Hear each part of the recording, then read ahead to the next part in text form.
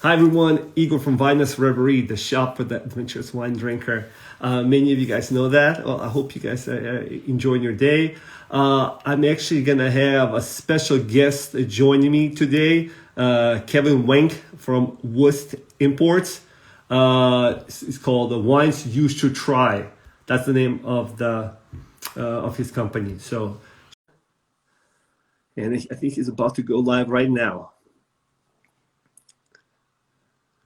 There he is. Igor, can you see me? Yes, we are live, Kevin. Thank you for joining us. I just gave a little introduction about you, and I think the only thing I want to mention is we're doing a little overview of a wine that's in our wine club this month. It's one of the white wines,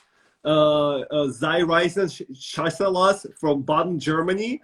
And since you brought this wine imported this wine to the U.S., I would love, a relatively quick introduction about the region, the Baden region, its location, the producer, Zayreisen, and this unique grape, Chasselas. So I think people will be interested in hearing about this. And I'll show you the bottle, right here before we get started. Yes. All right, great. Baden is probably not as well known as other German wine regions, such as the Moselle or the Rheingau. And it's actually probably the largest German wine region, but it's pretty significant for some interesting reasons. One is that everybody knows where Burgundy is in France and the very, very high prices of both white and red Burgundies. And Baden is roughly parallel to Burgundy in France. But there's some other interesting characteristics compared to Burgundy, which is the weather is better. Burgundy is a wonderful wine region. The limestone in the soil produces these really wonderful, deeply flavored Pinot Noirs and white Burgundies, which are of course all Chardonnay. But Baden has the same limestone as Burgundy in the soil. But one thing that a lot of people don't know about Burgundy is the slope basically faces east in Burgundy.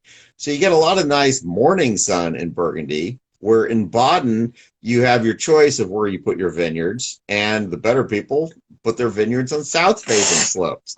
So you've got better sun exposure all day long. And there's something about this, this ridge to the west of Burgundy that then creates this kind of weather shadow where you get a lot of like fog and rain that comes over the hill into Burgundy. But on these wonderful south-facing slopes in Baden, you get much better weather, all day long and all year long. So, on the same parallel as Burgundy, you actually have better weather, better sun exposure. And I'm not going to tell you better wines, given that Burgundies are 3 times as much, but, you really get wonderful wines out of Baden. And in addition to the limestone that Baden also shares with Burgundy, you've got some other interesting minerality in the soil, where there's been some volcanic activity in southwestern Germany over time. So you also have some volcanic minerality in the soil, which produces richer, deeper flavors, in addition to the liveliness from the limestone. And in this very southwest corner of Baden, the Zayreisens are only 5 miles north of the Swiss border, and then only 5 miles east of France. They're basically right on the Rhine River. There's some iron deposits in the soil too. So you get some additional richness in the Zayreisen wines from this particular combination of limestone, volcanic soil, and iron deposits in the soil. So the region itself produces really richly flavored, long-lasting wines, of great quality. The producer itself, this is kind of one of the cult producers in Europe. He has declassified all of his wines to being Badenischer Landesweins. So the local regulatory authorities can't tell him like how to make his wines, how to age his wines, when to release his wines.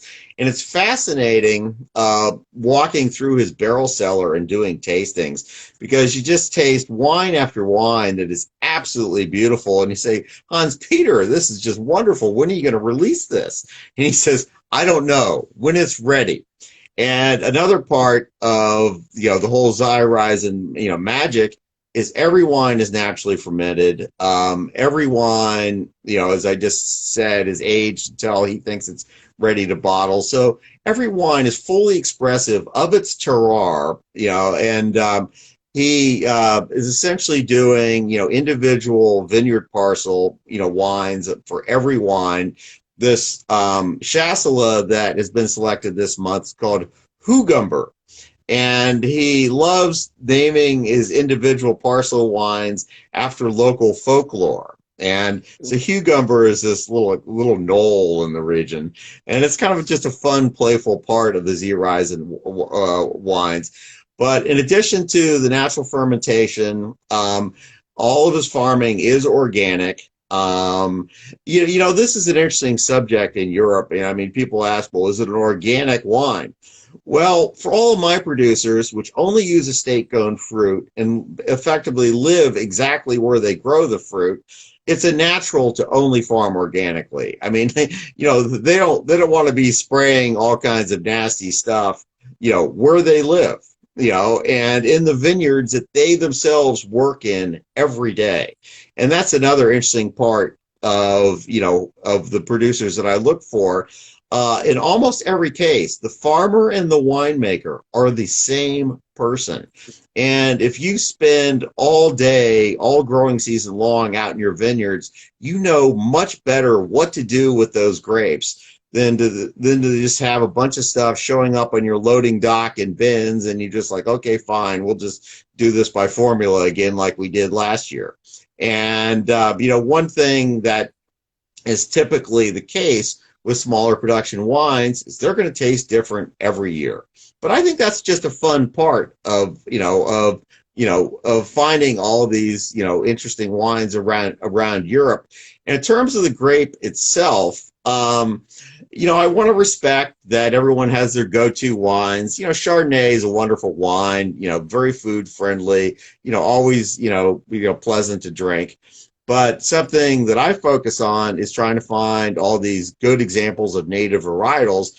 And this one is Chasselas. Now, who's ever heard of Chasselas? It is mainly the prominent white grape of Switzerland. As I described a little bit earlier, the Z-Risens are only 5 miles north of the Swiss border. But Hans-Peter Z-Risen is a purist, and the local name for Chasselas in Germany is Gutedel. So he won't even call it Chasselas, just like his Pinot Noirs. You won't see Pinot Noir on any of his labels. They are Blauer Spätburgunders. So it's all part of the kind of the local fun of how he, makes wines and his traditionalist approach to everything he's doing. Chasselas is grown a few other places. Alsace is right across the Rhine River. And so there's some Chasselas grown in Alsace as well. And then in the Loire Valley near Sancerre in Puy-Fumé, actually in the town of Puy-sur-Loire, some Chasselas is grown. So Chasselas has a nice following within Europe, but it's not grown all that much, so you don't see much of it here. But this particular let me give you a couple of other notes about Chasselas. It's known for, a range of like floral, minerally characteristics, a little bit of spiciness to it. The actual flavors, they are, have some like honey and nutty flavors, in the wine. And this is another fun part of trying different varietals. Because, you just get different experiences. And, it's like being able to travel forever. You can see, different parts of the world by tasting all these different wines. In terms of this particular wine, I have to look away, look at my notes a little bit. So sorry if I'm not going to look directly at the camera. The aromas of this particular Chasselas, I got aromas of white flowers, citrus blossoms, honeydew melon, kiwi, and lime. So just think of such a wide variety of aromas that you get out of a particular wine. And then flavors include green apple, honeydew, pear, and white peach. And then the rest of my description is there's a medium body, good balance in acidity, and a crisp finish. And that crisp finish and the good balance of acidity also goes on to another thing that I focus on with every one of my wines. I like to cook, and I see from this video that I probably look a little fatter than I actually am. So you think, well, yeah, this guy really likes to cook. He looks like he's like 400 pounds. Fortunately, I'm not. I actually stay in pretty good shape. But the food pairings I get from this particular wine are the things that you would typically expect, such as whitefish.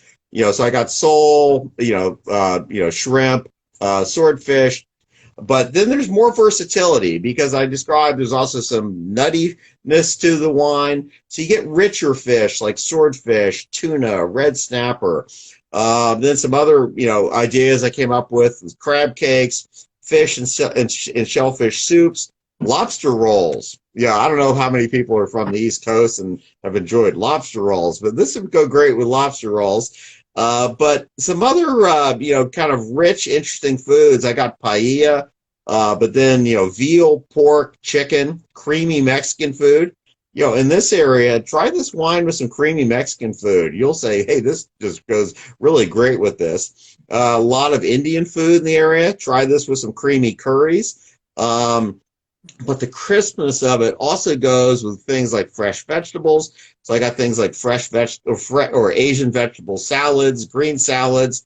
But there's some richness. The richness and the nuttiness of it also got things like charcuterie. Slice up a big plate of charcuterie and cheese and just sip on the Chasselas with that. It'll be absolutely delightful. So I've gone on for quite a while here, Igor. If you have any other questions, please ask. No, I agree. I had similar notes, and it's quite versatile. I like pairing. Once again, guys, the Chasselas from Baden, Germany. Hey, Kevin, thank you so much for giving this fantastic overview, and enjoy the rest of your day. Okay, thank you for the opportunity to talk about one of my wines, Igor, and I hope you have a nice evening. You too. Thank you so much, Kevin. Sure. All right. Bye.